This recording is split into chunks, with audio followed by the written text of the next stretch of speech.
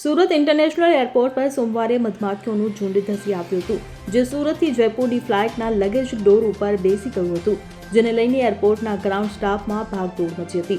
આ ઘટનાને પગલે ફ્લાઇટ 1 કલાક લેટ થતાં મુસાફરો અકળાઈ ગયા હતા.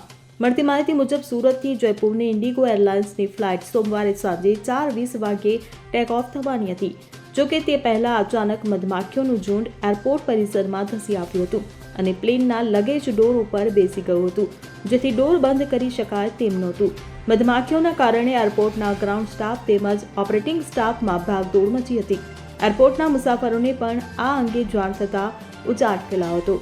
ત્યારે મધમાખીને ભગાડવા માટે ધુમાડો કરવામાં આવ્યો હતો, પણ તેની કોઈ અસર થતી જણાઈ નહોતી, જેથી એરપોર્ટના ફાયર વિભાગને જાણ કરાતા ઘટના સ્થળે પહોંચીને પાણીનો મારો ચલાવવામાં આવ્યો હતો. ત્યારે ધીમે ધીમે મધમાખીઓ અહીંથી દૂર થઈ હતી. આ બધી પ્રક્રિયામાં ફ્લાઇટ 1 કલાક મોડી પડી હતી. મુસાફરો 1 કલાક સુધી વિમાનમાં ગોંધાઈને અકળાઈ ગયા હતા.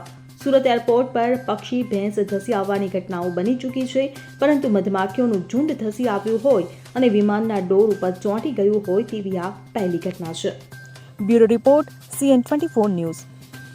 હવે જુઓ દેશ દુનિયાની તમામ ખબરો તમારી આંગળીના ટેરવે. ઉઠાવો મોબાઈલ અને Google Play Store પરથી ડાઉનલોડ કરો અમારી CN24 ન્યૂઝ મોબાઈલ એપ.